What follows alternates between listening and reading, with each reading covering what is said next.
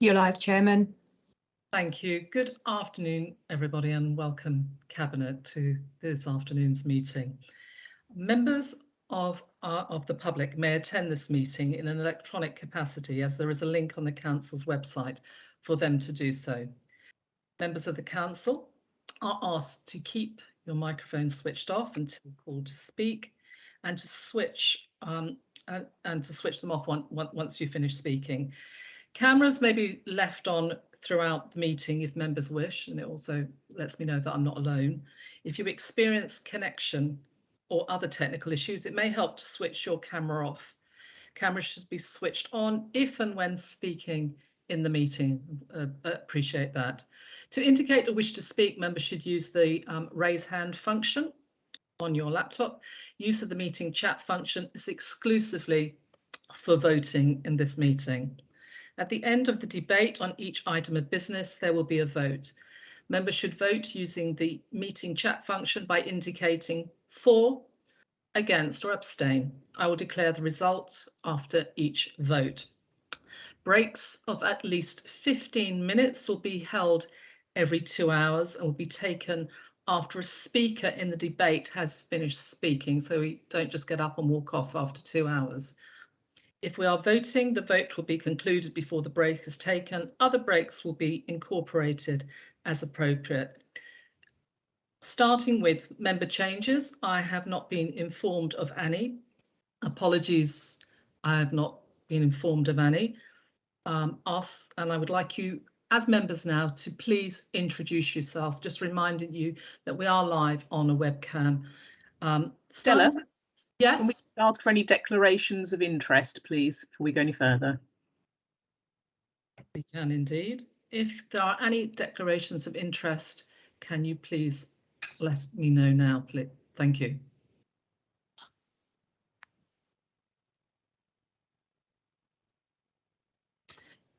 No apologies, and I'm now, as I started, going to ask you to introduce yourself, starting with David, Councillor David Barnard. I am Councillor David Barnard. I've been with Hertfordshire County Council for 8 years, and I represent Hitchin Rural. Thank you, David. Nigel. Yeah, so I'm Councillor Nigel Bell. I'm the Labour Councillor for West Watford. Thanking you. Paul. Hello, Paul de Court. I'm the Liberal Democrat Councillor for Hartmondon North East. Thank you. And Leslie, please. Leslie Greensmith, Councillor for Gough Oakenbury Green. This is my second term. Excellent. Thank you, Councillor. Fiona. I'm Fiona Guest. I'm the Conservative County Councillor for Hemel Hempstead North West. I'm a practicing community pharmacist, and to date, this flu season, I've given 194 flu vaccines. Well done, Fiona. Fantastic. Your arm must be exhausted given the flu vaccines. Well done. Thank you. Thank you for letting us know as well. Peter. Yes, thank you. Peter Hebden, Conservative County Councillor for Hatfield East since May this year. And Calvin? Calvin Horner, the Liberal Democrat Councillor for Bishop Stortford East, first elected this May. Excellent, thank you. Tony? Tony Kingsbury, Conservative Councillor for Welling and been a councillor since this May. Richard? Richard Thake, Conservative for Nebworth and Connecticut, member since 2006. Last but not least. Last but not least, Ron. Where are you, Ron? Ron Tyndall, the Liberal Democrat opposition portfolio holder for Doctare and Hemel Hempstead St Paul's, and been knocking around since 2009. Yeah, he's hiding. Thank you, Ron, for that introduction. Members' interests, to declare any pecuniary or declarable interests, we've gone through that previously. Can we move on now to the actual agenda item? Agenda item 1 is the minutes. I'm going to invite you to agree the minutes of the meeting of the Adult Care and Health and Wellbeing, our last cabinet on the 13th of October. Can I ask you to vote, please? Tony, agreed. Ron.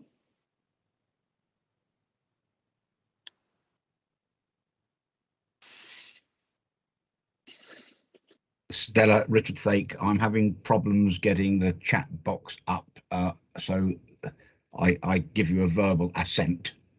Thank you, Richard. Accepted. Paul, yeah. Okay, everyone, but Richard's voted. Those minutes have been agreed and accepted. Thank you. If we can go on to item 2 now on our agenda, public petitions. None have been received to date. Item 3, I would like to start with by introducing our Assistant Director of Planning and Resources, Jackie Avery, and also our Head of Service Connected Lives to our Gateway Programme, Fiona Day, for the plan for adult care services for the period of starting 2021-22 and completing in 2024-25. Jackie, are you with us? Yes, I'm here. There you are. Thank you. Jackie, if you would like to present when you're ready. Yes, of course. It's Fiona there. So Fiona's going to help me. Yeah. So Fiona's going to help me with this presentation. Yes, just like to introduce the ACS, what is previously been known as the 3-year plan, only in terms of response to COVID and the co-production process that we went through is a 1+3 year plan in terms of responding to recovery, which Fiona will give you more details on later on.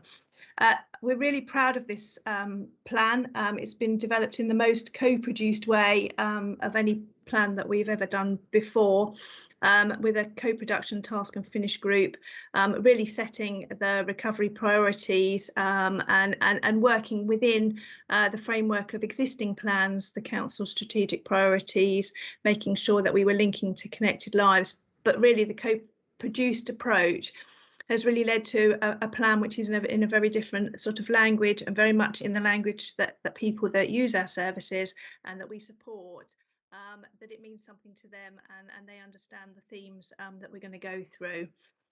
We've engaged in a number of ways in terms of surveys with people and comments, but we've also had a co-production task and finish group, which Fiona has led in the development of this plan. So Fiona's going to take you through the elements of the plan in a moment, and we would ask panel to obviously comment and endorse the plan. So Fiona, if I hand over to you, you can take us through the approach. Thank you, Jackie, and I'm really pleased to be here and be able to talk you through what is in our plan. I thought I'd start by giving a summary of some of the really important co-production messages that we received while we were doing this work. And the one that really struck home, I think, was that the way we work with people is often as important as the services that they actually receive, and that communication, being listened to and treated as a valued partner and supported to take part in decisions, was really important to the people that we spoke to, often just as important as what they actually received at the end of the process. We often get involved too late when needs have already escalated, and sometimes the services that are available don't achieve the outcomes that were most important to people. Something that I think we probably knew, but we heard really loudly, was that unpaid carers have been particularly affected by COVID and lockdown. One of the things that people wanted to tell us was that they do understand the constraints that we work under, but they can sometimes see duplication and wasted effort in the way that different organisations work together. And it was really important to them that we work through how we could address some of those issues. And that organisational boundaries can be a real barrier to people accessing the support they need. And then the last message was that our published measures of success didn't always mean very much to people. We tend to focus on how much of something we've done. People aren't always sure whether that means we did the right thing. So we may have done 100 of something, but did we do the right 100 things, and we do it with the right people? Oops.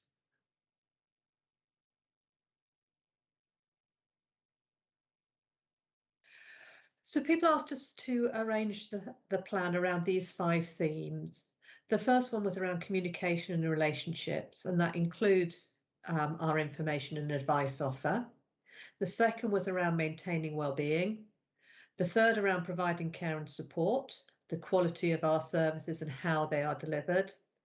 The fourth one was around supporting people who look after others, and they specifically asked us not to call this a carer's priority because they thought it was really important that people who might not self-identify as carers could see themselves in this priority. And the last one was around organisations working together to support people. So the first year of the plan, as Jackie said, it's divided into 2 parts. The first year focuses on recovery, both for individuals and for the whole system, and will allow us to complete work on some of the key strategies that were put on hold at the beginning of the COVID response. It will allow us to further develop our co-production arrangements, particularly below the strategic level, and develop targets and measures for the subsequent years. And put in place our plans for some of the legislative changes that we know are coming, particularly liberty protection safeguards and the Build Back Better funding reform. And then the subsequent years will learn from and build on that experience and begin the implementation of those strategies that we're producing this year, and focus on co-producing our local account and making that really talk about the difference we make to people's lives rather than the statistics. Should I stop? I know somebody's got their hand up. Did you want me to stop and take a question now? I would like you to continue to complete the presentation, and we'll progress questions afterwards. Okay. There is more detail in each of these slides around each of the priorities. You've got a lot more detail in the full document, but I'll just give you a brief description of what each priority is about and pick 1 or 2 of the actions and outcomes. So the one around communication and relationships is about how we work with everybody, and that's people themselves, their carers, whether those are families or friends, and our partner organisations. And we heard very strongly from the voluntary sector that they really value their working relationship with us, and actually the way we communicate with them is part of this picture. It's about our information and advice offer and how we work with people, and about establishing that trusting relationship with people as true partners. So you can see some of the actions and outcomes in here. One of the ones that we heard very strongly was people needed clear and helpful support on paying for care on wider money issues. And obviously paying for care is even higher up our agenda now than it was when we did this co-production piece, because the Build Back Better paper hadn't been published at that stage. We have got the opportunity of the ending of the SMS contract in 2023 to look at our arrangements for people contacting us and how we want that to be delivered in the future. The second theme is around maintaining well-being, and this was really important to people at every stage of their social care pathways. So whilst community wellbeing services were viewed as really important as a preventative offer, that well-being aspect needed to be considered right through people's social care journey, including when they were receiving high levels of commissioned care and support. People wanted to realise their potential to stay fit and well, and that was both physically and mentally well. And they wanted opportunity to recover from illness and other setbacks before we came in with large amounts of personal care, for example. So there's some actions here relating to supporting the voluntary sector, how we target services at people before they reach crisis points so that they feel safe. There were lots of thoughts about how our services could be more sensitive to people's cultural needs and how we can address issues of inequality, including for those experiencing domestic abuse. The use of assistive technology was viewed as really important in this section as well. The third theme around how we provide that care and support is all about choice, independence, enablement and citizenship, and really using people's skills and assets and having those strength-based conversations with people.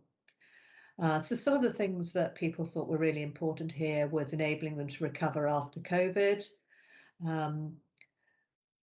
developing our practice through our connected lives approach, which really does feed into the previous two priorities as well about how we work with people. There was lots of thoughts on partnership working and data sharing, and people wanting us to get better at sharing data to target proactive offers at people who haven't yet reached crisis point but may not realise that an intervention at this stage would be helpful. The fourth theme around carers is being developed as part of our multi-agencies carer strategy, which I believe will be coming to panel sometime early next year. But in the short term, this priority is continuing to deliver on the existing strategy, and particularly supporting carers to recover from COVID. And the last one around organisations working together to support people really fits in with the work to develop the integrated care system and supporting people who have contact with a number of organisations in a joined up way. There's a lot of work in the plan around supporting people who are frail, around preventing admissions to hospital and how we support people following their discharge, links with the social prescribing agenda, working on inequality, and critical for us preparing for social care funding reform. So that's a summary of what's in the plan, and I'm happy to either take questions or Jackie will take questions. We have two hands up, and Nigel has had his hand up for some time. Nigel, would you like to ask your question? Please? Yeah, thank you, Chair. And just I'd like to comment as well that, obviously I support overall, the good work that's been done on here and all the work on connected lives, co-production. It always looks very good. A couple of specifics, obviously on page 35, the question about equalities, obviously trying to make sure that people's cultural needs are understood and reflected in how their care and support are met, and obviously making sure that BAME residents, especially after what's happened with COVID and then being disproportionately affected, how are you going to make sure that this is that this happens, that they do get better access locally to local services that are right for them? And the other thing, obviously, you mentioned page 42, but you've mentioned obviously about the liberty protection safeguards implementation. I did raise this with Chris in my briefing, and of course we'll have seen the news item in the last 24 hours. Obviously I did raise it at the Children's Services yesterday regarding children, but I just wondered if you could comment more on that, on the urgent care backlog, on the deprivation of liberty standards for our most vulnerable adults. Fiona, would you like to answer? Would you like to respond? If I take the one on the actions that relate to inequalities, and perhaps Chris or Jackie could take the one on liberty protection safeguards, if that's okay. So in terms of the inequalities piece of work, I think there's a number of aspects to that. One is around us working across the council as a whole and not working purely in adult care services. So making those links with public health around their use of some of the data that's on inequalities, working with the locality groups and the primary care localities in trying to analyse data in a really local way, so that we understand where some of those inequalities are. And then working very closely with the voluntary sector in terms of the voluntary sector preventative strategy that my colleague Christy Thacker is working on, and the role of the voluntary sector in being our eyes and ears on the ground in identifying where some of those inequalities are are present and supporting us in designing interventions to address them. Sometimes the relationships with the voluntary sector from some of those groups are particularly strong, and that feels like a really good place to start. Okay. Jeff, you just want to pick up the other bit? Yeah, in terms of just to adding to that, Nigel, as well, in terms of we've got a number of strategies responding to inequalities that were exacerbated during COVID in terms of our response through the COVID recovery funding. And over the sort of this year and next year, we're investing about just over £3 million in responding to some of those inequalities, for example, with carers, with sensory services, domestic abuse, with adults with complex needs, and also trying to make sure that our services do reach some of those hard to reach groups, and making sure that we're making those links, as Fiona said, through the voluntary sector, through some of the faith groups and some of the groups, and making sure that we're measuring our outcomes about where the impact is of the interventions we're having, and making sure that we're spreading that, and making sure that we're having impact evenly, and addressing the sort of inequalities issues. But we've got some really good, we're working with public health to actually evaluate the impact of the interventions that we've put in place. In terms of your question on LPS, I am going to have to hand over to Chris on that one in terms of that response. No problem. No, thanks, Nigel. And yes, obviously the work in the news today about children's deprivation of liberty safeguards. The successive regime for deprivation of liberty in adult care, as you say, is liberty protection safeguards. Technically and still formally due for implementation in April 22. That's increasingly looking unlikely. We believe that will likely be delayed to October 22. Members of the committee have had a briefing on this before the pandemic, when we thought that they would have been implemented sooner, but clearly got delayed because of the pandemic. I think what might be helpful on reflection is to rerun that session, just because when it gets nearer the time into the implementation of LPS, I'm conscious of the amount of new members on the panel, and it's sometimes, well, I'll ask Mark to organise something on LPS, and I'll come to the existing dole situation in a minute, Nigel. On LPS, the key thing that we're waiting is the code of practice, which will give us the detail about how it's implemented. Clearly, it will have an impact across health and social care, because it widens the responsibility for undertaking liberty protection work. Now, in terms of doles, clearly the numbers of deprivation of liberty expanded overnight because of the Cheshire West judgment in terms of who was required to have a deprivation of liberty. So we have a significant number of people waiting for a dole. What we have is a robust triage process to understand the risks around those that are happening, and prioritise those in the most in the most risky or most situations with the most largest deprivation of liberty, and a team work that through well. I personally sign off a number of those a week, because it's a good chance for me to stay close to cases within the department, and all assistant directors have a number that they look at too, and it's actually extremely helpful to keeping the sense of ear to the ground. So the team working really hard, and on the one hand, as well as preparing for LPS when it comes along. But we'll get a session on if member colleagues think that's helpful. We'll arrange a session before the panel. Chair.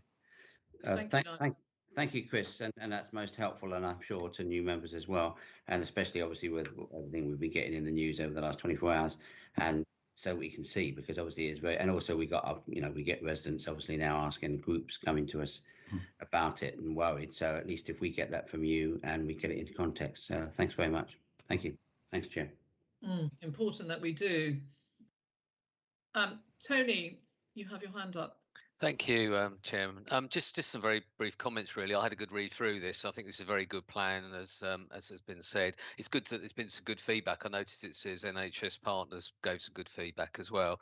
And reading through it, and as you just highlighted, following from the council meeting, really, it's something we wouldn't really want to be in there. But I'm pleased to see that the domestic abuse agenda's in there as well and covered. So I just think it's a really, really good plan, and thank you for that presentation.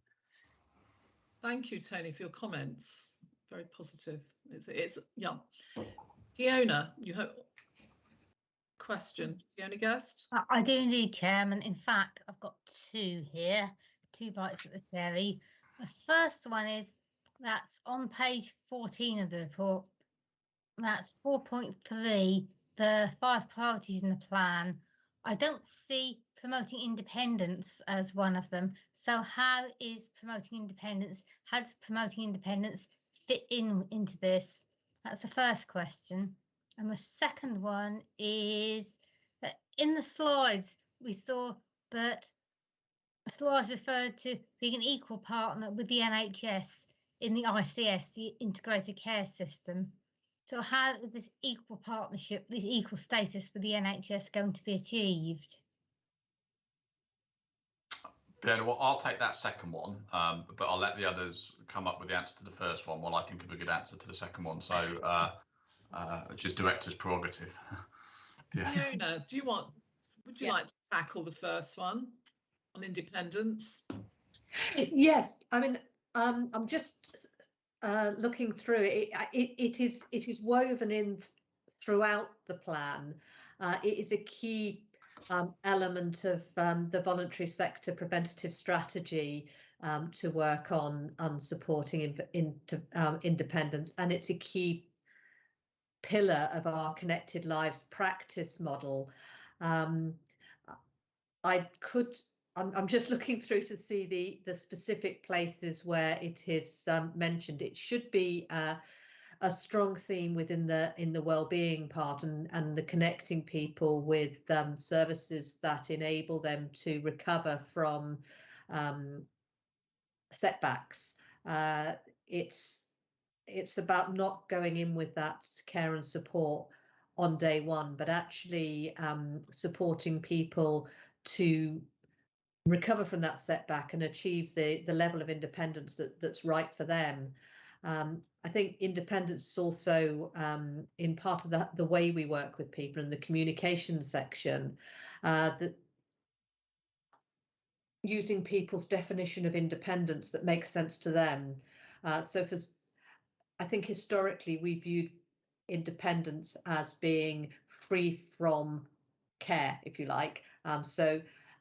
People may be able to get up, washed and dressed, and we view that as being independent. But actually the thing that might be most important to the person is that they have the energy to interact with their family and friends, and actually that supports their well-being. And in order to do that, we may actually need to go in with a level of care and support to allow them to have the independence defined in their own terms. So I think it is woven throughout every step. I will go back and have a look and see if it is as clear as it should be, but it absolutely underpins our connected lives practice model.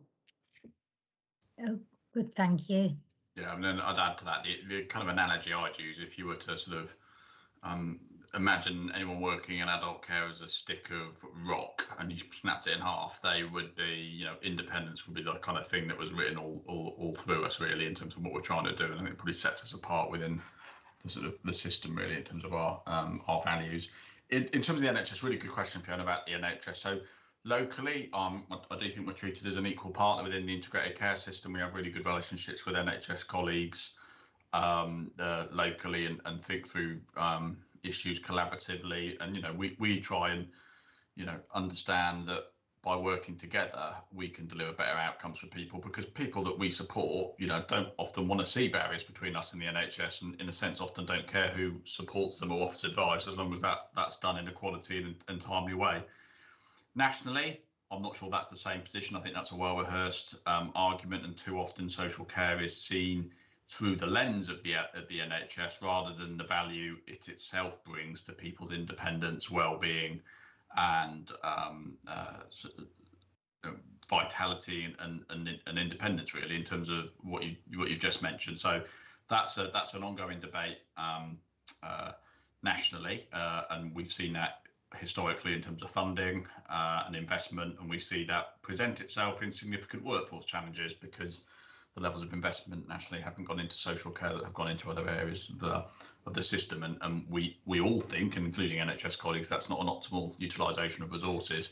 But all we can do is look at how we manage relationships locally, and I think locally we have excellent relationships where I certainly and I'm, you know, sitting together with chief executives from NHS organisations, feel a fully valued and equal partner within those relationships, which is, for the people of Hertfordshire, I think, really important. Thank you, Chris. Thank you. Ron, you have your hand up. Thank you, Stella. And also, if everybody wants to look at page 58, you've got in theme 2 and theme 3, independence is actually mentioned as part of the key themes. So if that helps. Turning to my own questions, I'd like to congratulate everybody in the compilation of this. I was in at the start in 2018, and it's a very good concept.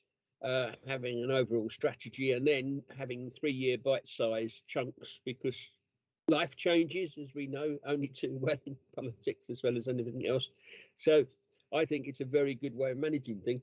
A couple of points, and I don't think Chris would be surprised my mentioning it, is first of all, at the moment, because of our funding constraints, we can only deal really with the high end, the high risk people, and not much else. Whereas an ideal solution, an ideal situation for adult care services, as of most other things, is for a pyramid, where you can provide some things for people with low risk, which stops them escalating to medium risk, which then stops them from escalating to the high risk. At the moment, we're just sort of dealing with the pimple at the top of the pyramid, and there's no pyramid underneath. So I just wonder whether or not there may be, over the next 2 or 3 years, the opportunity to start looking at prevention work and introducing those lower bands, particularly if the government do actually do something constructive with their white papers that are coming along and do actually solve the funding problem. I'll say no more than that. I'll just hope. And the other one is that, and perhaps if someone could pick up the ongoing discussions with district councils as to the development of local sites and local for extra care facilities, particularly in the light of the number of local plans pleasantly being discussed in different localities. I think it would be beneficial to get in there and see if we can't persuade the district councils to include 1 or 2 areas for extra care sites, which would, I think, help us deal with everybody. Thanks, Stella. Thank you, Ron. Chris, would you like to respond to that? Well, I'll take the second one. On the first one, I'll let Fiona probably answer, partly because of your good idea on around prevention is one that we'll be taking up and will probably be Fiona's job to deliver. So I'll let her answer the first really good question about prevention, and I'll come on to the housing one. Oh, thank you, Chris. So I think prevention is absolutely key. Even if we had, as much money as we wanted, the workforce issues mean that actually we couldn't buy all of the care that we wanted right now anyway. So prevention has to be a key strategy in managing going forward. And that has to be kind of community and universal prevention, where we work with our partners in communities across the whole council, and the much more targeted prevention for people who have one or more of the factors that are likely to put them at risk of needing support services in the future. So we are working on a high impact change model that's been developed by the LGA on prevention of admissions to hospital and care homes. And that's a 2-step model, and step 1 is about preventing crises, and step 2 is about responding when the crisis happens to prevent the person then needing to go into hospital or a care home. But that first step around preventing crises has a number of actions that we will be taking to address that, one of which is using data to identify those people who are likely to need care and support services in the future and intervening early. And if we can do that in a targeted way, using the richness of the data that's starting to come out as we are able to share data across organisations, I think that will be a key strategy in the prevention. The other key strategy is the voluntary sector preventative strategy, which is much more about the kind of community and universal services that mean that we have robust and thriving relationships in communities, that mean that when people do hit a rough patch, there is more likely to be a network of support around them. So we'll be taking both approaches. Thank you, Fiona. And if I could just say, I share the thoughts echoed earlier, in which I believe that the adult care services should be treated as an individual pillar in our society and not just an adjunct to the NHS, because clearly it often gets abused and we don't see the light of day. And so I would hope that if we are looking towards the NHS and working with them, that they fully understand that we deserve equal rights with them, and we're not just there to bail them out every 5 minutes. So thank you for that anyway. I absolutely agree with what you've just said, Ron, and any working together will be that we are to benefit as equal parties, not lesser parties going forward. And that's registered, and it has been as well. Do you want me to answer on the housing one?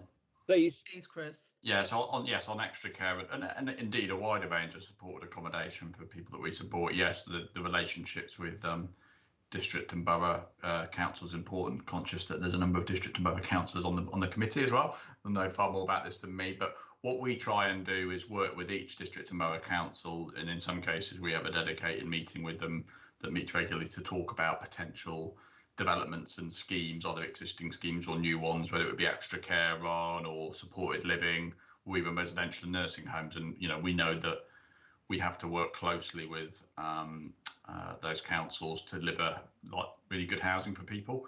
I think one of the things around social care reform and the emerging white papers, as I understand, there will be quite a big theme on housing, which I think is to be welcomed in terms of the role that housing plays in people's, their health, certainly their moves as they age, or as they lead a fulfilling life with either a physical or learning disability. Housing is absolutely crucial. So the relationships we have are really, really important with those districts and boroughs, and that's proven to have worked well. But as we look to accelerate our capital programme, whether it be the nursing home side or extra care side, we've really begun to develop those relationships. So totally agree.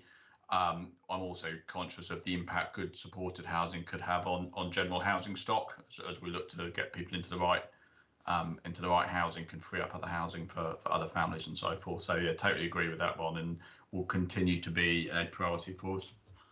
Thank you very much, Chris, and once again, congratulations to everybody in the construction of the plan.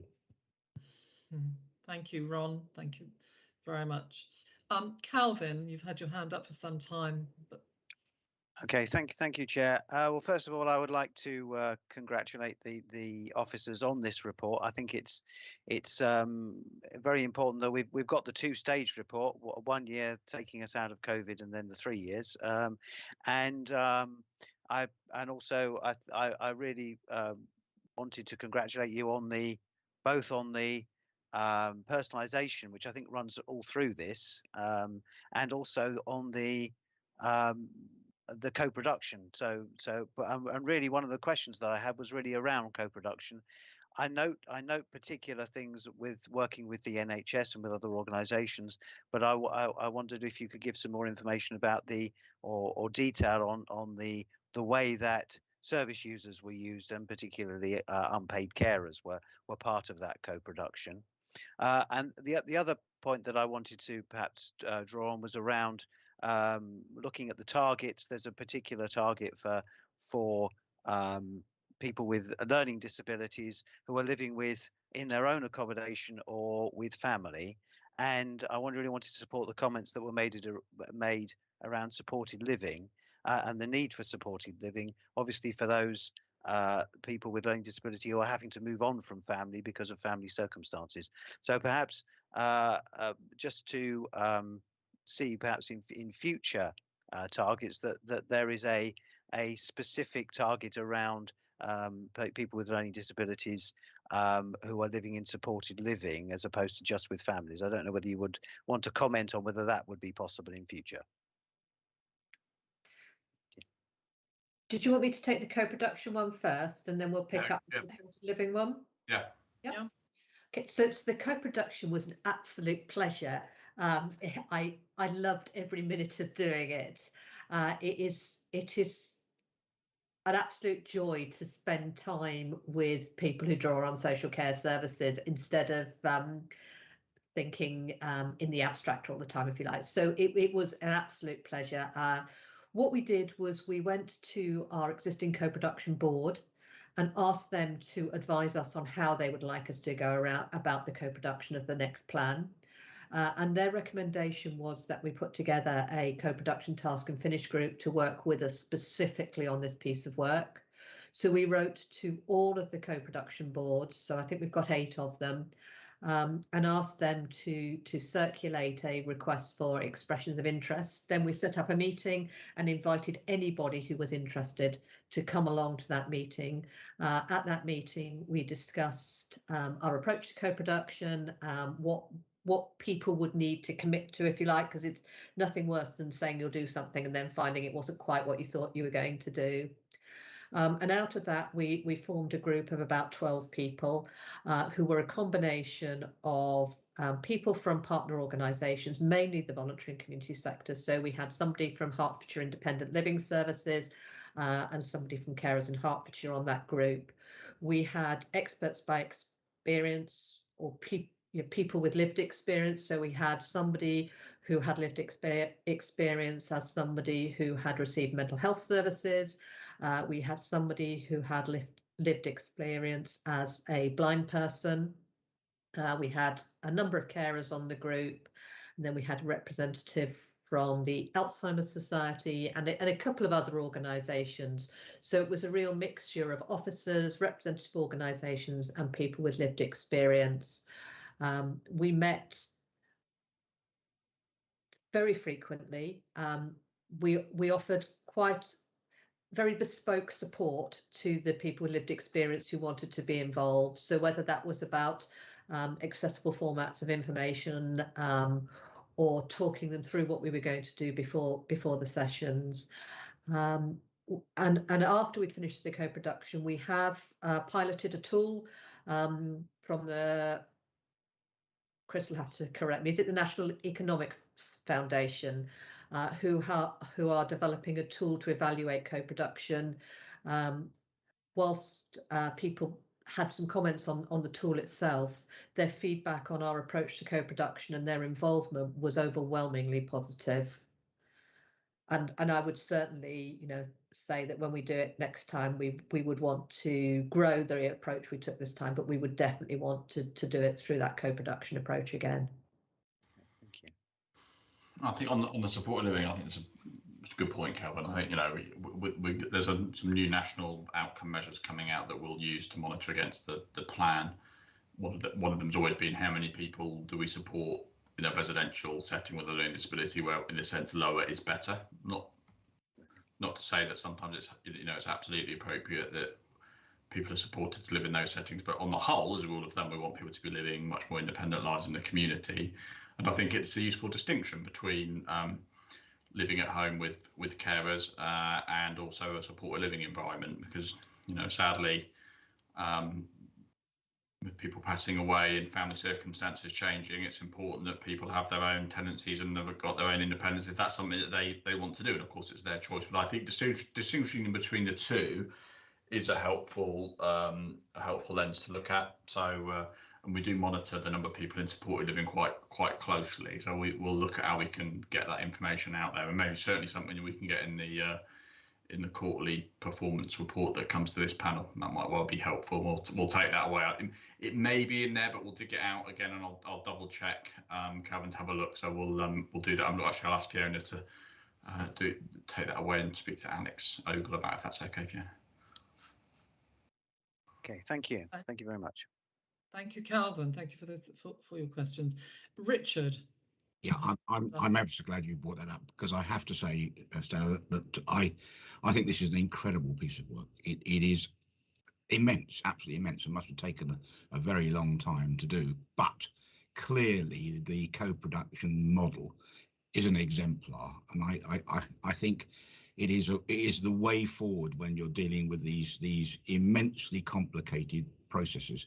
But how right we are to to look at the methodologies of keeping people in their own homes if they can and choose to do and support them properly, because it clearly is in everyone's best interest with all the strains that are going on, and in many people's eyes is where they would want to be rather than removed from the places that they know. So I just want to echo what has been said, add nothing to it, because frankly it doesn't need it. It's a superb piece of work. Thank you so much for that, Richard. Thank you for saying it. Any further questions? Richard, hand's gone back up and you're mute. It's gone down again. Desperately trying to take the hand down and it wouldn't come. So I know, sometimes it's just like that, isn't it? It's a hand up, hand down, it's there. Completely understood. Panel, have we any further comments or questions to ask about our plan? Whoa, okay. I find it's not enough really to take this one to a vote, because I know the amount of sweat, blood and tears and emotion and everything that Chris and his team have put into this, being involved in it, and Tony and myself. So we're going to take it to a vote, panel, and we're asked to note and comment on the content of the report and to recommend to Cabinet that Cabinet adopts the ACS plan from the year 21 through to 22, and then supported by 24 through to 25. Can we note, please, or accept?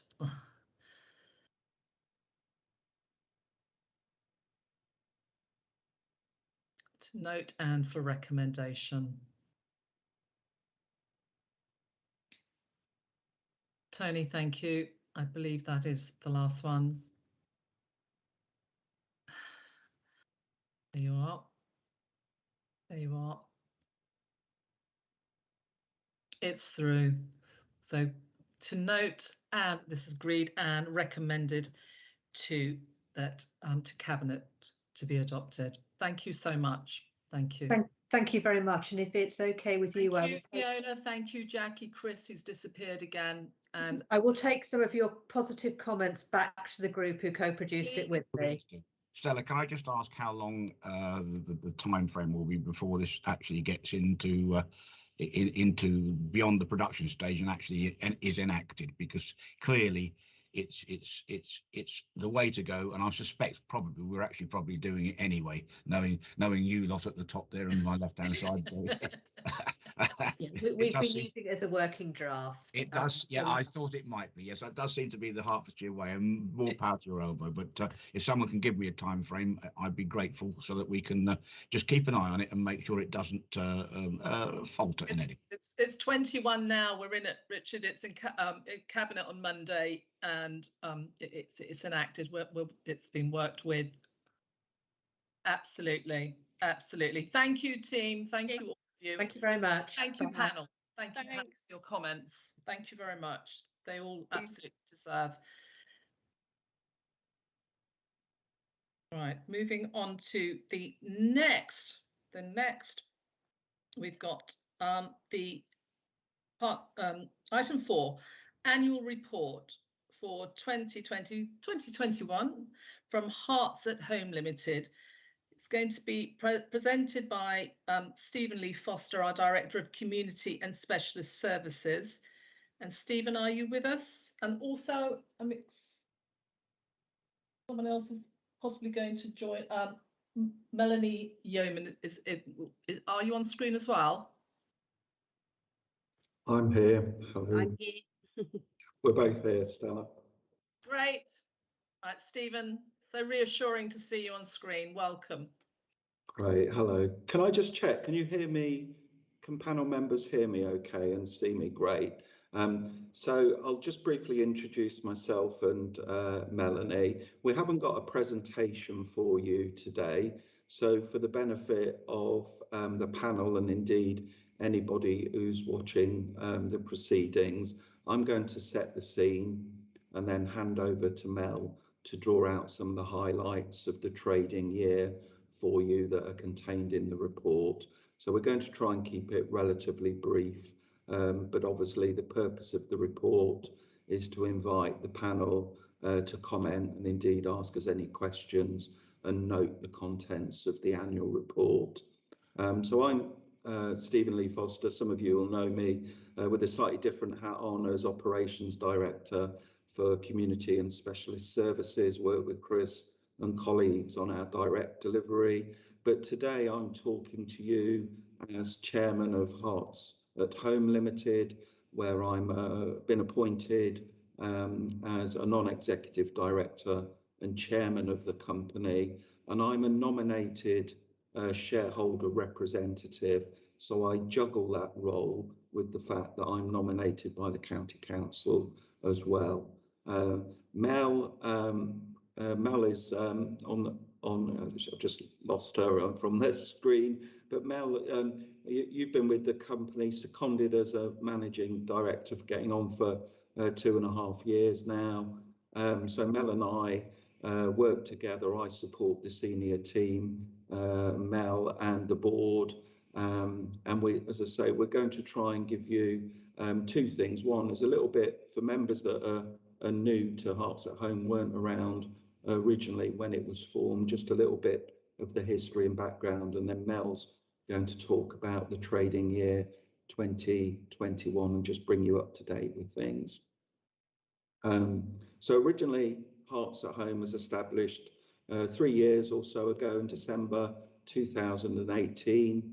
At that time there was a large care provider called Allied Healthcare.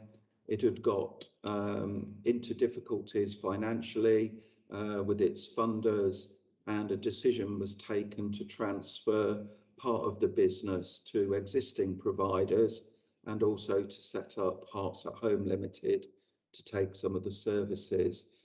They were principally in the north of the county and focused in Letchworth, with the exception of 2 flexi care services, more commonly called extra care. So the company wasn't set up as a way of externalising council services or withdrawing from part of the direct delivery that the council does. It was actually quite unique in that it was born with the transfer of staff from an external provider, and the company took on the responsibility for delivering the care and support to customers at that date as well. So that's a very important distinction. It is a private company, but its business model, it only operates in Hertfordshire. And although it's a private company, the business plan is focused on supporting adult care services when providers get into difficulty, or indeed when they hand back services and there isn't another viable alternative. The other reason why it was established is primarily because it gives the county council a third route, if you like, when it comes to particularly support at home domiciliary care. So there is an alternative rather than direct council delivery or procuring through the normal tendering route. Hearts at Home offers an opportunity to, originally we thought it would be there to try out different models, different types of care delivery. More recently, we've been at the vanguard around paying care workers at the level that members wanted care workers to be paid, and also helping and working with other providers, particularly in North Hertfordshire. So there's a partnership.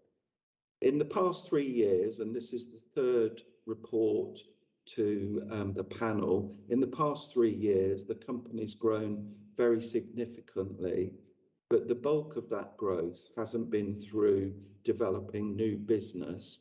It's been primarily through transfers from other providers. The most important one took place not long after Allied Healthcare, which was a transfer of services from Settle Housing Association, and that was with 5 extra care services being transferred to the company. And since then, Mel and the team have gradually grown the company, and the report sets out the major changes in the past financial year, and it also brings you up to date with some of the current issues and challenges. It goes without saying that Mel and the team, approximately 200 staff, have been on the front line delivering care services through the pandemic. So the report inevitably spends a bit of time explaining how we've responded to that, supported staff to deal with things such as PPE, vaccinations and so on and so forth, but also how we've been supported by the county council, like other providers, around all the costs associated with COVID as well. And finally, the report sort of sets the scene about some of the challenges that members will be familiar with, particularly retaining and recruiting staff, and also making sure that we constantly keep the customer at the centre of everything we do. So that's all I'm going to say. I'm going to ask Mel just to briefly give you a synopsis of the past year. I notice people have got their hands up. Do they want to ask questions now before I talk about the... Melanie, if I could ask you to go through a little bit more, and then we'll pick up on questions. Cool. Okay, thank you. So yeah, it's been quite a challenging year due to COVID, and obviously keeping staff, our service users safe, ensuring that all appropriate PPE, testing, vaccinations are all in place. But really, it's been a successful year as well, because in April 2020 of last year, we became the lead provider for the council, and we've supported with packages of care, with that flow and discharge from the hospitals and challenging cases within the community. So we've continued to do that and really sort of ramped up our partnership working throughout this year in that lead provider role. We supported with 2 transfers of extra care services in the April as well. And we successfully onboarded those staff, interacted with those service users and gave them a seamless service to come into Hearts at Home. And from that, we've been able to support further transfer, which is in September 2020, of the Royston urban area into our lead provider contract. So we supported with around about 350 hours of care. We transferred all of those service users and assessed them. They were met by all our staff that were required to go in on the front line, and we're still recruiting to increase the capacity within that area. We also took over the lead provider contract in September with regards to specialist care at home, so that's our re-enablement services, and we initially started with a small pot of number of hours to deliver, and then we've increased those hours up successfully, and we're looking to increase those hours again to help and support that flow and discharge out of hospital. So in January, we got the call for vaccinations. We did an awful lot of work, groundwork, myth busting around vaccinations to help and support the staff to understand why vaccinations are important, and obviously because we're looking after and supporting the independence of vulnerable people. So we've had a really good take up of staff having their vaccinations, and obviously we're now into the booster vaccination mode. And then in February we took on another provider that was a 2P transfer of 22 staff and 16 service users, and that was in a time frame of 4 days. But we enabled all of those staff to be inducted into our programs, onboarded perfectly through HR processes, all the DBSs, and a seamless service for those service users coming on to our services, because obviously it was a very short time frame for them. So we gave them lots of reassurances and support through those transfers.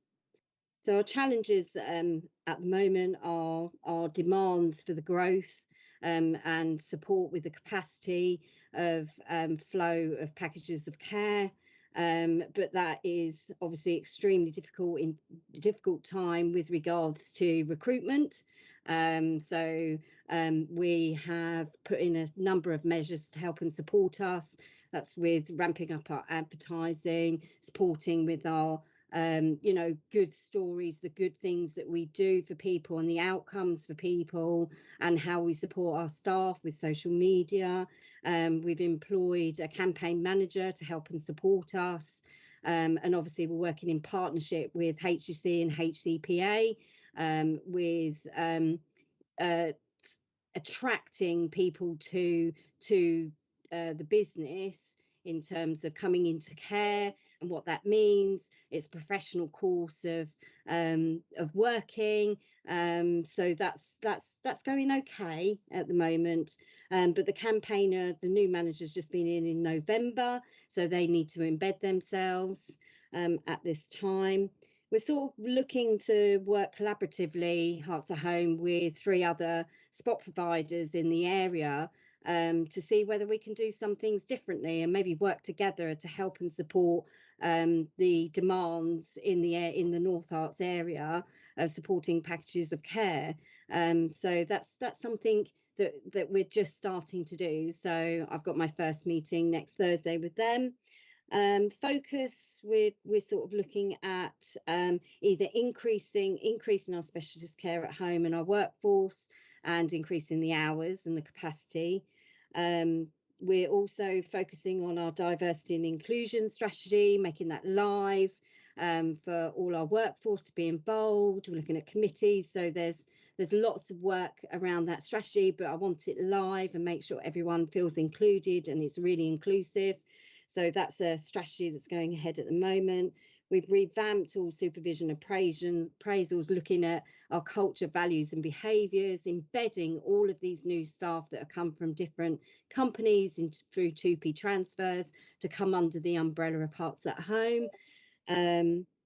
So we've produced the priorities plans, so every staff member knows exactly what the priorities of the company are and where we're going for the future. Whoa. Oh, Peter has been waiting with his hand patiently up there. But Yes, you had to be heard. You had to be heard, Melanie. Well done. Thank you. Oh, thank you. It's recruitment and retention of staff is obviously an issue for everybody in the care sector.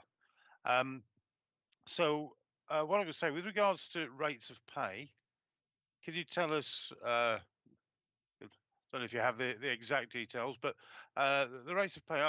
I just want us to be offering more than the minimum wage, because I think over the years the minimum wage has become the normal wage, which it shouldn't be. It's there to be the absolute minimum wage, and there is competition within the care sector, and so we've got to offer, are the competitive rates of pay being offered? And the other question I've got is, again, it will come with recruitment and retention, really, is the policy regarding staff vaccinations and boosters. Can you tell us what those are, please? So we pay above national minimum wage, so we're £12.43 an hour. We have been doing that since last April. So it's a really competitive rate of pay, and it does support and attract carers coming into our field, really. In terms of vaccinations, so we're working with HR regarding, because obviously we've had the wider social care that's coming into force with the NHS. So we're working with HUC HR regarding some comms and communication surrounding that. But we are supporting staff continuously with information, resending information out, holding little focus groups, staff groups, to continue to help and support those staff that haven't taken up the opportunity as yet. Stella, could I come in there? Chris, I can see your hand up, and I know it's not to ask a question, so I was going to ask you to come in. You'd hope I'd know the answers, wouldn't you? It was really just to follow up on Peter's questions, which were great questions, and but just to make the general point as well, because obviously Mel's answered in terms of Hearts at Home. Yeah, so we looked 2 years ago. The council made a decision to uplift the rates of pay for home care. That the unit cost we gave are about 15%, because you're right. National living wage is very, very tough to live on in Hertfordshire. So we're wherever possible aiming for much more closely to the real living wage, which is currently £10.50, but will need to be lifted again because of the national living wage going up to the £9.50 as announced in the budget period, as you'll know. So it's a big challenge for us, care rates of pay, in terms of what we pay the market that we support and that we fund in the council. Just to give you an example of that for colleagues, and to have this in your mind when it comes to the budget, that a 1% increase in the fees that we give care providers costs £3.65 million, because it's a big budget, therefore 1% is a lot. We are doing the calculations as we currently speak to try and secure as good an inflationary offer to care providers and therefore care staff in terms of wages as possible. That will come through the integrated planning process.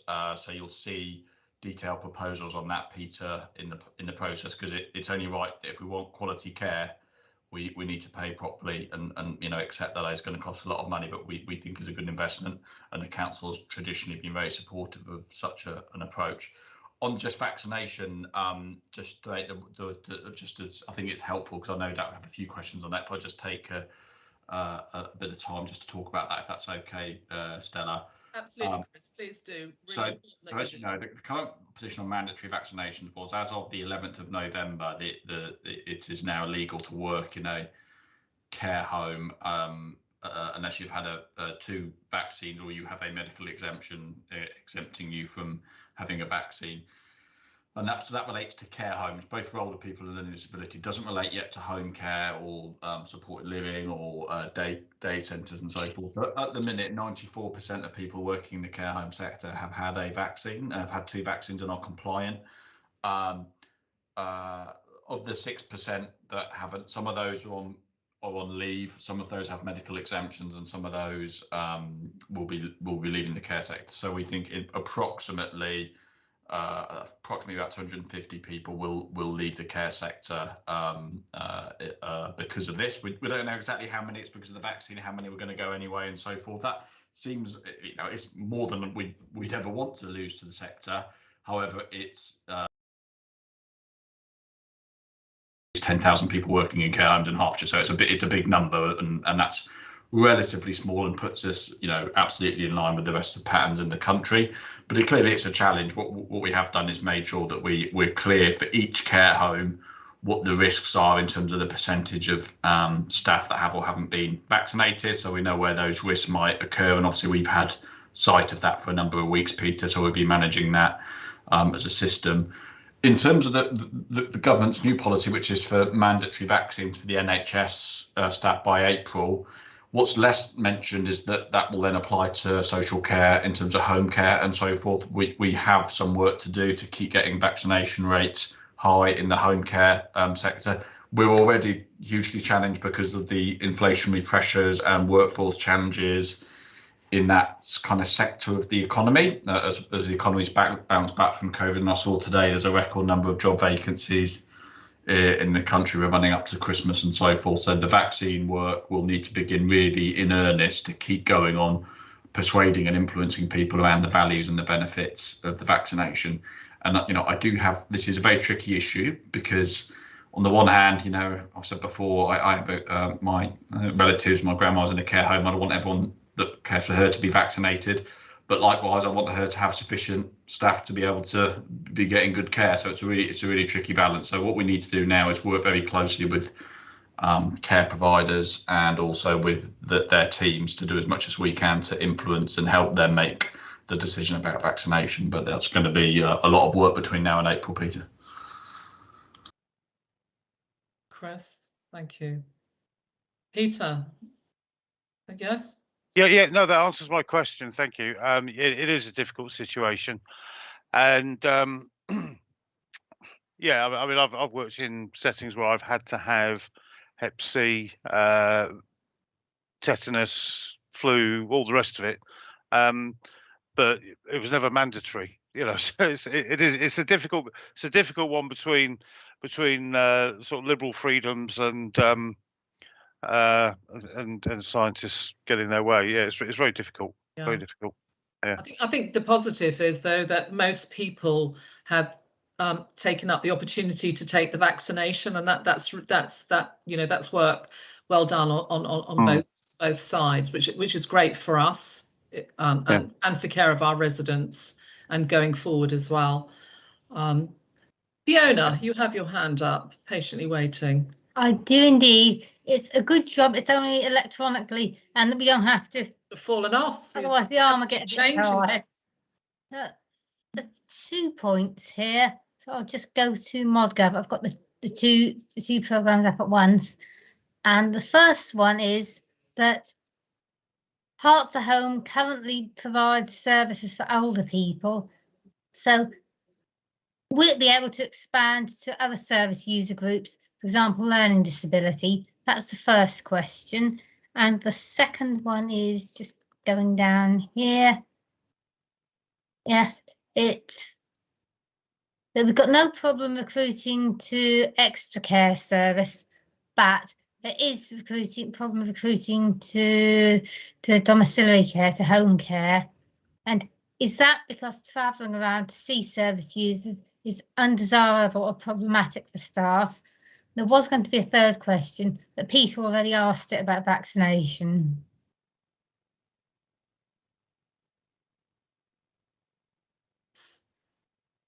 Thank you, Stephen. Go on, Steve. You go first, Steve. Take Fiona's question, Stephen. Yeah, I'm sure Chris will add to this as well. But just on the point, Fiona, about the focus on older people, we have an annual meeting.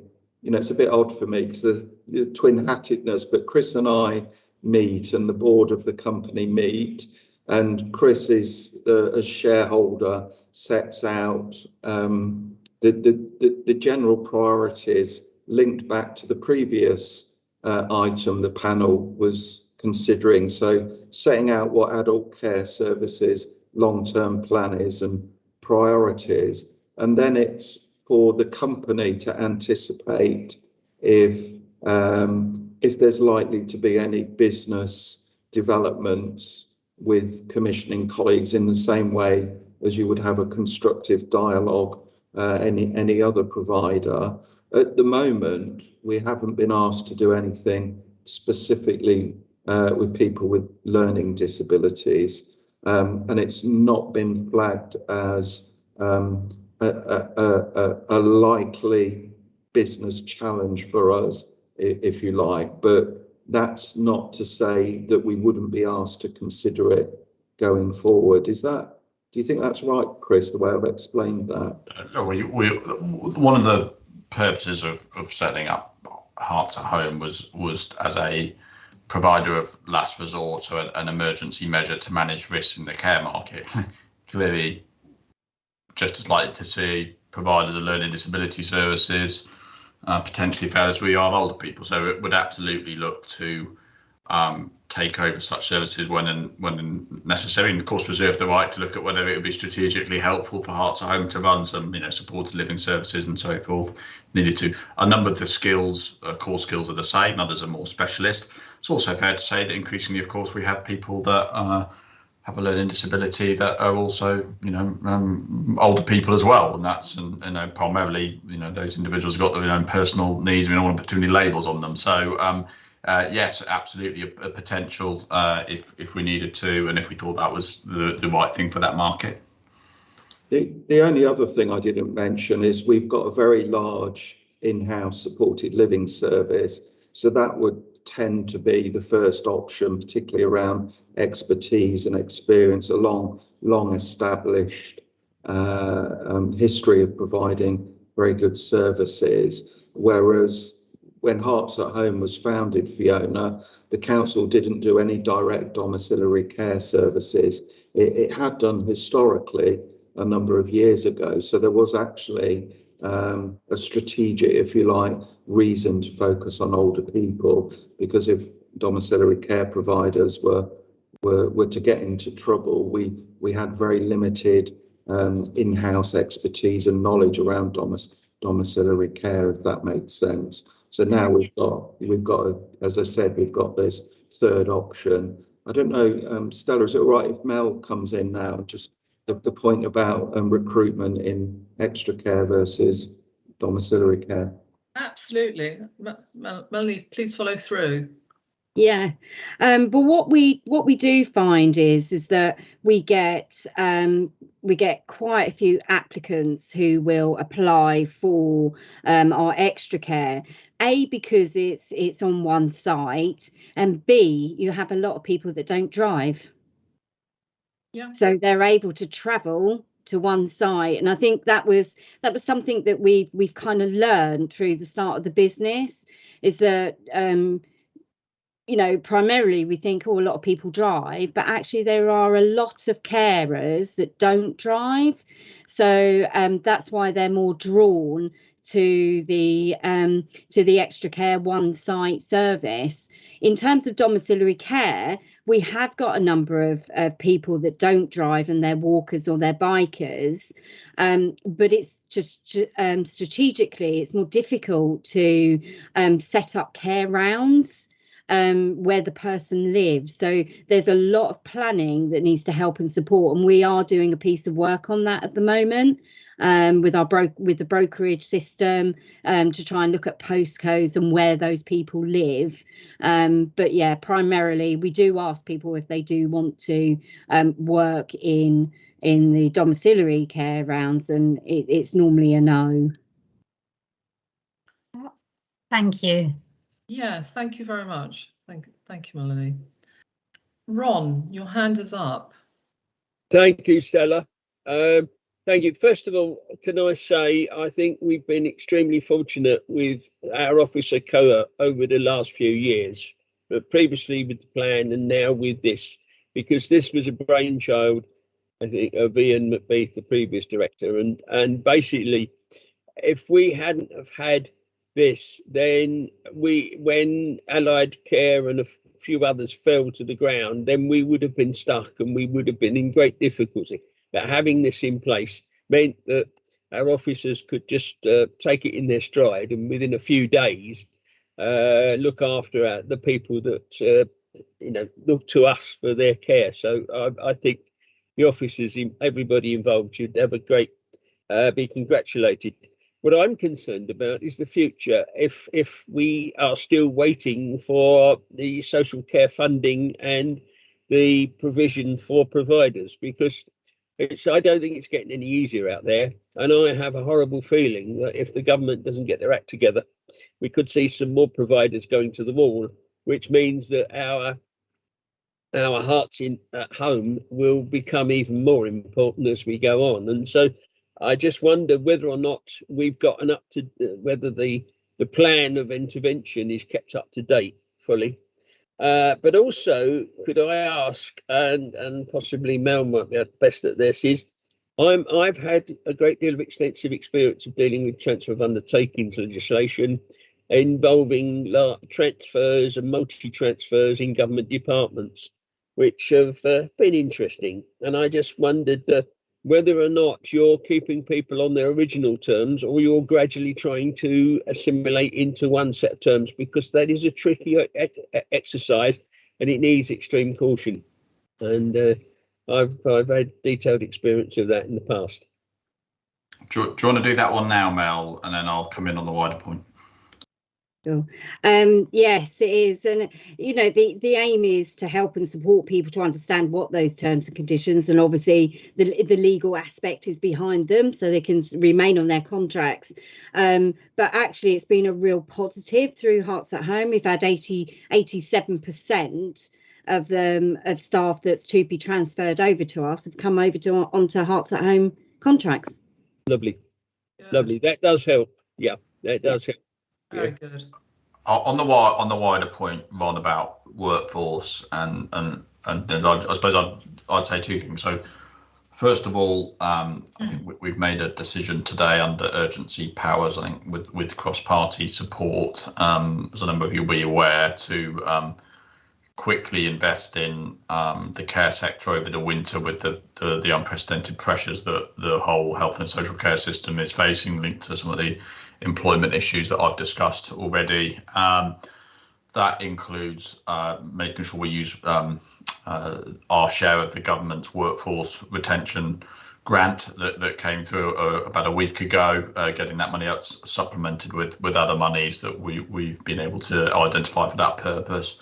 There'll be more announcements on that next week, but in short, it's designed to support people that work in care and work in hands-on care, support them financially as much as we can, and encourage them to stay in the care sector. I think, both recognise their contribution over the last 18 months with the pandemic, and recognise our commitment to them and on an ongoing basis, and show that with a financial commitment to, in the sense, put the money where our mouth is, as well as things like enhanced weekend pay rates, bank holiday rates, and so forth. Which you'll be aware are important tools to support people stay in the care sector. These are short-term measures to help us over the winter. Longer term, two things I'd mention. One is, of course, we'll be coming up with our own proposals around inflation into the care sector to fund pay increases, to try and make sure that keeps up with inflation. That will come through into the integrated planning process. We're working on that actively as we speak. Secondly, next year sees the start of the implementation of the government's care reform package. One strand of that is the so-called fair cost of care proposals, which relate to understanding across the country what a fair rate of care cost is to give providers who deliver care. And linked to that, a corollary of that then is what's a fair and sustainable wage for people to pay, and do we get enough money to be able to pay those rates? And that will be a theme next year, with a number of us all having to undertake exercises to understand what that fair cost of care is, and they plan to get to those fair cost of care rates. But clearly, we'll need the income that's been identified for care reform to come down to allow us to fund that. So some movement on it, lots still to play and lots to go under the bridge, but in the short term, where that's under our control within winter, and then next year in terms of inflation, we'll be putting forward measures for the council to agree in February as part of the integrated plan. So watch this space. Thank you very much. Can I take it from that, Chris, that with the fair rate of care, basically what we could find is that a lot of people who are living in expensive accommodation could be coming at us asking us for a contribution, which we may not have that money to pay, which is a funny way of the government to solve the funding crisis. You're I think referring there to the care cap, Ron, which is part of the care proposals. Yes, the care cap will be set at £86,000 of care costs. Yes, that'll have an impact. Some people will require our support having reached the cap. I'm not sure loads of people actually will. I think what will have a bigger impact is the increase in the upper capital limit from £23,500 to £100,000 in terms of assets that are allowed to be retained before we start charging for care and applying the means test and so forth. So that, I think, will have a bigger impact on more people, i.e. they'll start having a contribution from us at a much earlier stage than they currently do, because their assets will deplete. Will start contributing when their assets deplete to 100,000 rather than waiting to 23,000. That's likely to affect more people more quickly. That will come into effect from October 2023, so a big bit of work next year to understand how we prepare for that, and await with interest the local government finance settlement in December, which will outline more clearly what is expected when of councils in relation to all of those reforms, and what's the associated financial support to allow us to do that. Thank you very much, Chris. Thank you, Chris. Succinctly put. Leslie, can I ask, your hand is up. Where are you? Yes, I'm here. No, my internet's not very good, so There you are. Turn my camera off. Most of what I was going to say has been asked already, but there's only one thing that's outstanding that I did wonder about. You talked about domiciliary care. I wondered if that included overnight stays with people in their own homes. Is that something that we cover or not? We do in extra care services. We support people as part of the package, but no, we don't. But we would on if it's absolutely urgent and necessary, we would help and support. Right. Oh, great. Because I know a family member of mine has had to have that, not in Hertfordshire, but no, I just wondered what the situation would be. So it's a growing market, Leslie. It's a good question. The so-called live-in care, where a carer's with an individual, or a number of carers, often as a rota, or with an individual in their own home for 24 hours a day, is a growing market. It does represent, I think, that people on the whole absolutely want to stay in their own homes, and doesn't work for everyone living care, because you've got to have the right housing set up and so forth. But it's a growing market, and definitely something that's on the increase. In fact, just before this meeting, I had a care provider talk to me about exactly that. Oh, brilliant! Because my dad had that, because he wanted to lend sort of his last few days at home for a few months, and we managed to sort that for him, and that was in Dorset. So it's good to know that it is possible if necessary. Yeah, no, that's right. Very powerful example, Leslie. Put it much better than me. Yeah, thank you. Thank you, Leslie. Thank you. Nigel. Thank you, Chair. And yeah, can I add my say tribute, but just like what Ron said, to pay tribute to what Ian McBeath, how much work he did on the setting up of Hearts at Home Limited, and of course remembering the work Chris did. I don't know whether it was just that couple of days, but I know he did a lot of work when Allied fell over. Yeah, thanks, Nigel. I was going to make sure you mentioned that, and Steve, before Ian got all the credit. But yesterday's man. Yeah, the main thing is, as you'd expect me to raise, obviously, again, is the real living wage. So I would really be encouraging. It's good to hear you mention, obviously, the £12.43 an hour that we pay, but it really would be good if across the board we certainly always made sure that we tried to pay the real living wage within Hearts, with our responsibility, not just at Hearts at Home Limited, but whenever you have to pay out. So I'm just hoping that the administration, as we lead up to the budget, will be pushing for more money and from that grant, because that's what we need. And especially, as I say, also when it comes to, and I hope that the beacon, that Hearts at Home Limited will be a beacon for things like occupational sick pay, payment for sickness absences owing to COVID-19. I'm sure all those latest rules are being followed, and that setting an example to all the other care homes.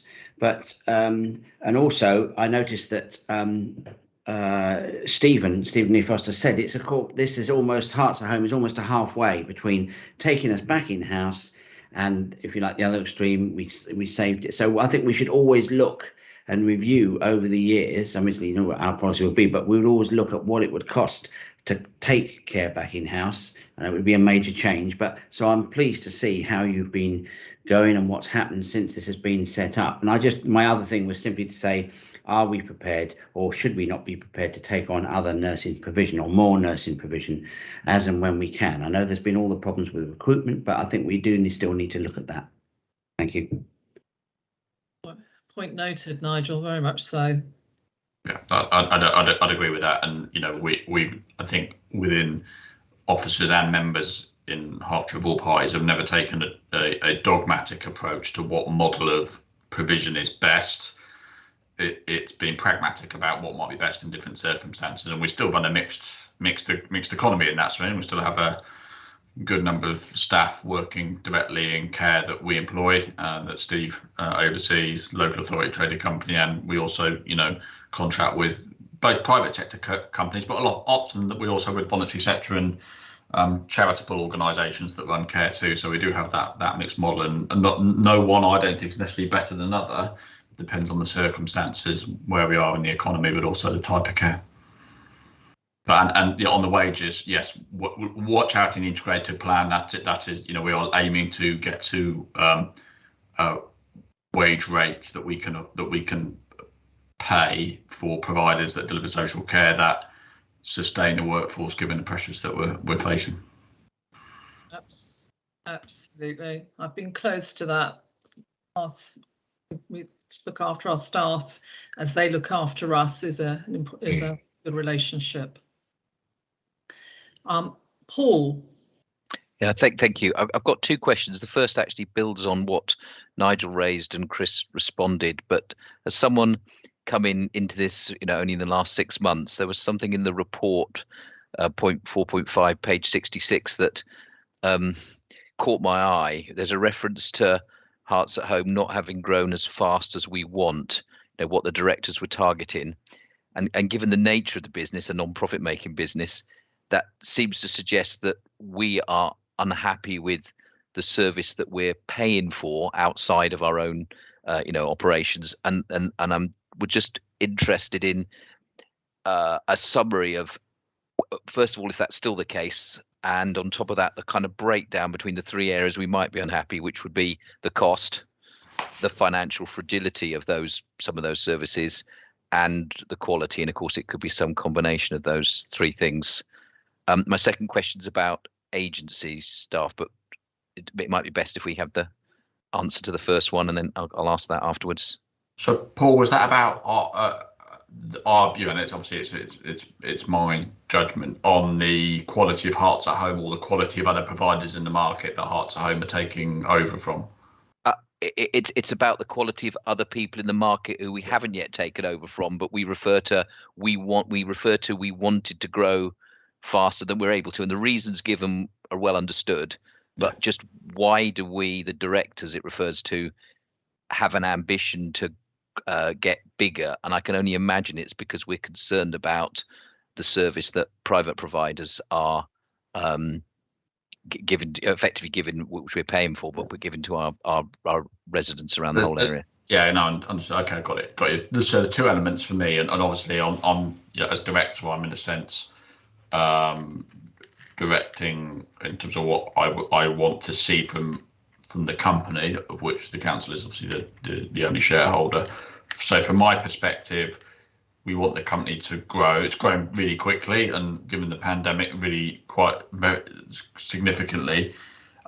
Ultimately, yes, we would want to grow it a bit more, partly because you get to a kind of a level where some of your fixed costs become less of an encumbrance. If you get to a certain level, you'll understand that, Paul, that we want there's certain things that would help us with infrastructure to be bigger, and we can learn from. So yes, we'd want it to be a bit bigger. But I want it to but we're not looking to take over a number of markets, because obviously that could also create instability with the market. Do I have concerns around risks around care markets? Yes, they're very high at the minute because of the economic pressures and the workforce pressures. Quality-wise, I think we're pretty good quality-wise. Saying that, there's always providers we would like to improve. There's certain areas where we'd like that to improve. But my main concern is around the viability economically and workforce-wise of the workforce. Now, in a sense, the resilience that Hearts at Home would provide by being bigger is constrained by the same issues that are causing the risk in the first place, because it's around securing that workforce. So that in and of itself isn't going to solve things. But yeah, am I concerned, and do I face risks? Yes, we will be raising the rating of provider failure and shortages in the care workforce will be going up on our corporate risk register as a result, and you wouldn't be surprised by that given the pressures in the system, and indeed would be seeing across workforce pressures across the council. Would be social workers, planners, you name it, we've got those pressures. But I don't see the lack of growth in Hearts at Home making that risk any worse. It's both a symptom and a response to it, if that makes sense, and that is a quandary. But Steve will want to may talk tactically about some of those issues. Stephen, would you like to? Your hand is up. Would you like to join in? Yeah, thank you, Chair. I think as well there was sufficient demand, Paul, that from helping people that want to get out of hospital and return home, that we had not shifted the business plan, but we thought we would focus a year, perhaps 2 years, on building up some of the workforce, so that when we are asked to intervene and take on another business, we had a bit more of a critical mass, if that made sense. So when Mel said that we had been awarded the lead provider contract, that puts us on a similar footing to the larger home care providers in the county, and the county council envisages that you will grow that business, and an ambition is that you almost exceed over half of the market in a particular part of the county. And it's always envisaged that that'll take some time because it's ultimately related to recruitment. So when it refers to directors, it meant that the company's directors were responding to the direction that Chris had set as shareholder, that we wanted to grow the business to a scale where Mel and the team, I mean, she said we did the last transfer within four days and sometimes night as well. And having a bigger staff team, a bit more reach, gives us some capacity. The other obvious point financially is that domiciliary care is a low margin business from a financial point of view. So if we could build it up over some time, it would give us a little bit more resilience financially, as well as intervening when we're asked to do so. Thank you. Yeah, to be clear, I've got absolutely no problem with where you've got to in terms of your services and why you're moving further forward with them. It was me trying to understand the potential failures of market provision in the private sector that's leading to you wanting to do those things. So thank you. My second question was just about towards the right at the end of the appendix. There's a reference to an over reliance on agency staff. Now, in the industries that I've worked in, I understand why agency staff are used. I just wanted just a really brief outline of the key things that concern you about the use of agency staff in the sector, particularly where they might be different from other sectors. And then there's a reference to dealing with that. And I just was intrigued whether that was about recruiting those people who are currently working for an agency and making them permanent, or whether it was about going to, I appreciate difficulties of recruitment, but going outside, if you like, ourselves to the market to get staff, so we don't need agency staff.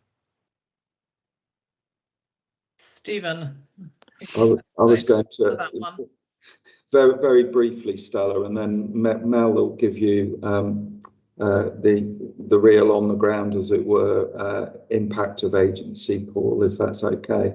So we know that because coming back to Ron's point about transfer of undertakings, we quite often, a big risk for the company is when there's a business transfer, not all of the staff will transfer with the business. And that might be for a very legitimate reason, that they are offered another role with the current employer. It might be that they see it as a point in their career or life when they decide to leave, or it might be that they are have taken a job offer from somebody else. Under all of those scenarios, we've had to employ agency staff to honour the care and support requirement, so that people are getting the care and support. So that's one thing that's affected as our business model. The other is the simple fact that when we can't recruit, we, as a business, Paul, we have to cover sickness, training, absenteeism and turnover of staff. So it's a really key financial and service performance measure. But Mel, if it's okay, Stella will say a little bit more about that. Please follow through. Hi. So yeah, there are risks with agency staff. So that's really about availability, their availability changing from week to week, their commitment to actually deliver that rota and hand back at very short notice.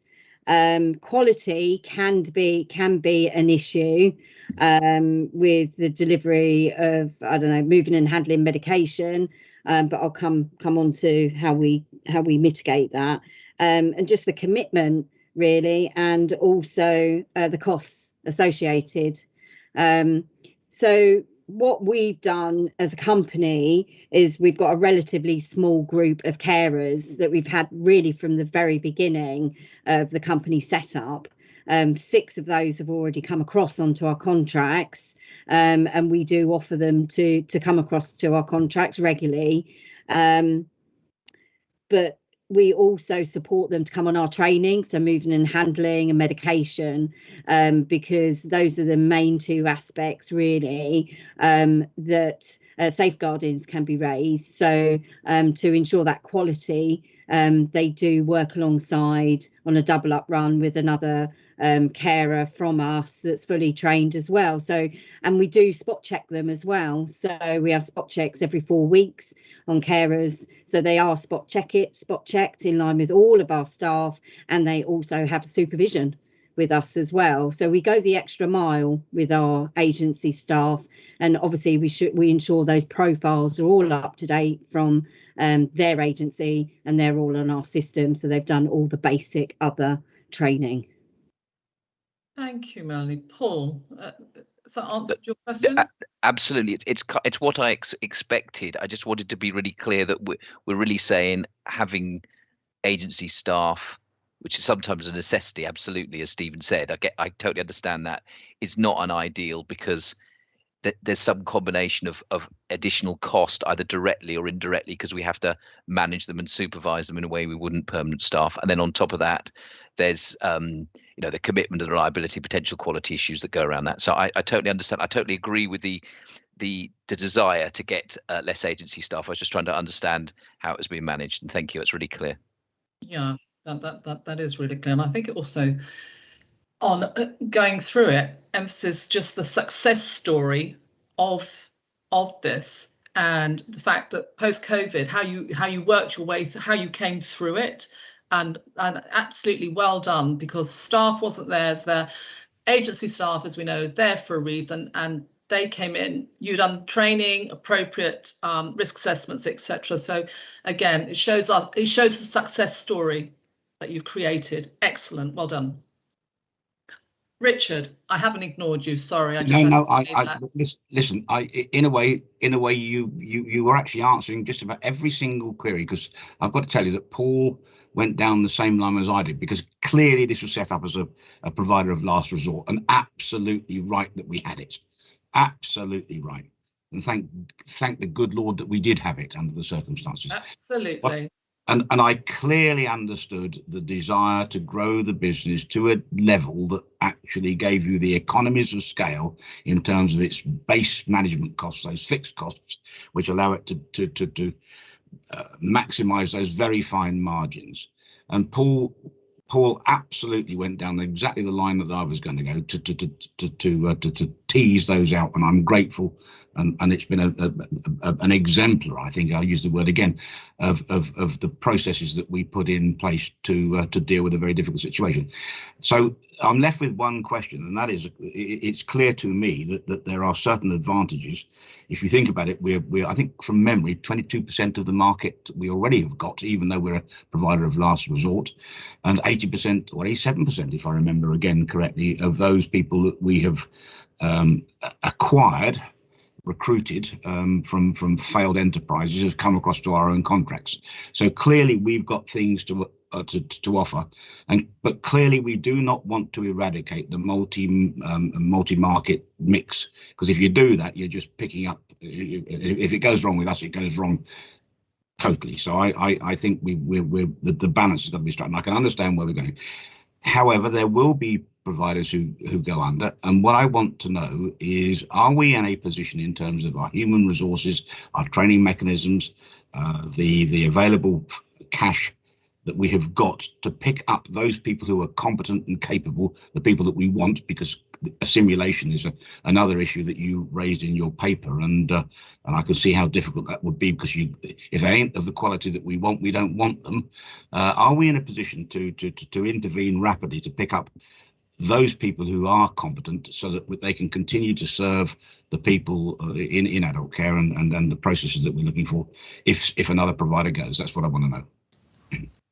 I'll answer that one if that's okay, because it goes beyond Hearts at Home. So when such a thing happens, number one challenge, Richard, is let's try and spot that early. So we have a number of mechanisms to look at how risky providers might be based on their financial information, what we know about vacancies, what we know about the CQC scores. We do monitoring visits ourselves, so-called PAMS tool, which is a tool to monitor the quality of providers, but also their kind of stability, how well they're led and managed, and so forth. So first of all, can we try and spot the problem early and look to help providers as soon as we can before it becomes a problem. If we get to a stage when they're clearly going to fall over, we have a number of options. So number one, we can say, well, we can just, in a sense, say, you know, it depends what it is. If it's a care home and the care home's going to close, we need to support people move to different care homes. Indeed, one in your division over COVID, it's a particularly difficult case that would happen. But if it was care home or supported living and so forth, it's essentially a staff-based enterprise. We can do a number of things. We can say, ask Steve and Mel to take that over directly, or we can suggest that another provider might do that, and it'll depend on the circumstances, the location, services nearby. You are absolutely right, though. In that scenario, the number one task is to keep as many of the people delivering care as possible in the care system. So it requires urgent, decisive action to say, you have a job with us, we'll value you, or the provider that are taking it over. Be confident that you'll be able to work with us. Going back to Ron's point about GP, your terms will be protected, or you can come on to different terms that are more preferential. And please feel assured that you can work with us, and we want you to work in care in Hertfordshire. That's 99% of the battle, to be honest, Richard. Because if you retain and act quickly to maintain the staff, then you're on to a winner. And indeed with Allied, where that was a really quite a high number of staff, we lost very few initially. Now, people may have decided to leave later. That's absolutely fine and understandable, and you'd expect that with turnover rates. The key thing is acting quickly to stop those staff getting jobs elsewhere and to sell the virtues of continuing to provide care. We hope, almost by definition, in a better managed, better run environment, because it tends to be successful companies that are taking over those firms, or indeed Hearts at Home. So yeah, your analysis of the priorities in that circumstance is absolutely right. Can I just come back, Sarah? I mean, yes, the members of this panel then may understand that the mechanisms, the tools, the processes are in place. You've identified the need to be able to react in this way, and if one does fall over, even after you have done your best to prevent that happening, we can retain as many of the people in the service areas as is humanly possible. We can understand that and feel comfortable about that, can we? Chris? Yeah, sorry, I just said absolutely on mute. Yes, totally, Richard. And what we had to watch during COVID was when you have 5 or 6 of these happening at once, or being under pressure because of lack of staffing because of COVID, it takes a lot of resource within the County Council to manage those. However, we are very well drilled at this now, and it's not without headaches or stress. I'm not going to lie to you, but when it does happen, we have a provider failure policy that is updated and reviewed. So we have a policy to manage it, which allows us, to have a process we go through, so we don't have to kind of ad lib it every time. Thank you, Chris. Thank you, Richard, for the question. Ron, you have your hand up. Yeah, I'd like to just follow Richard and agree with Richard on the issue of the staffing and that sort of thing. But I'd also like to point out that, and I think Chris got it right earlier when he said about the mixed economy, because the other factor is we are dealing with very vulnerable, very frail, often very frail and people, and also those that can be easily disorientated. And so therefore, if they have to be moved at short notice without a lot of preparation, that can also be quite damaging to their welfare. And so I think the way in which we've got it is about the best we can get in the circumstances. And I think in some ways the council in let's say, for instance, quantum care, the council owning the buildings, the structure, but getting a company to run the services means that we've got the best of both worlds. For instance, if the company actually goes into problems for any reason, we can just move in and take it over. We don't have to move anybody because the buildings are ours. On the other hand, we can just work with them closely. On the other hand, you know, with domiciliary, of course, we haven't got any buildings. We go to people's homes, and so that's okay.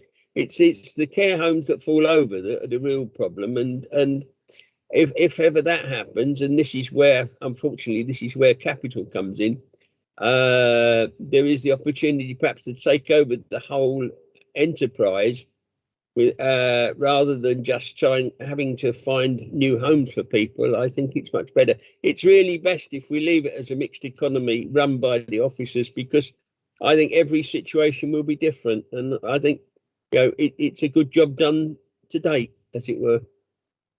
Thank you, Ron. Thank you. Thank you. Fiona, your hand's just gone up. It has indeed, in response to something that Ron said about care home provider failure, and that's exactly something the audit committee is going to be looking at. The chairman, you're aware that for its next meeting in December, the audit committee, for its risk focus, is going to be doing a risk focus on care home provider failure, on the risk of care home provider failure. Yes, thank you. Yes, Fiona, I'm aware. Thank you. Thank you. Relevant and pertinent too. Panel, is there any further comments, notes, questions while we have the team here?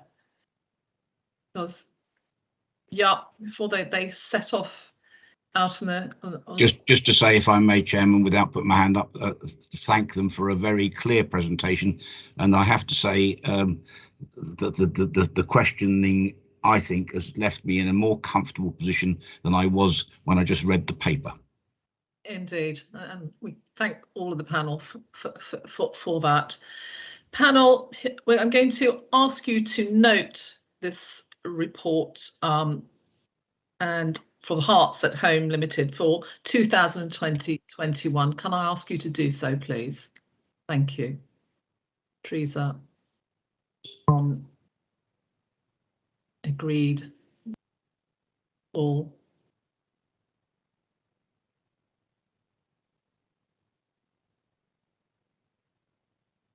Keep coming through. David, thank you.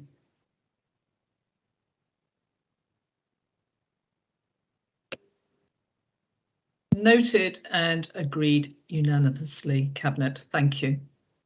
Thank you very much. On to item 5, other part 1 business.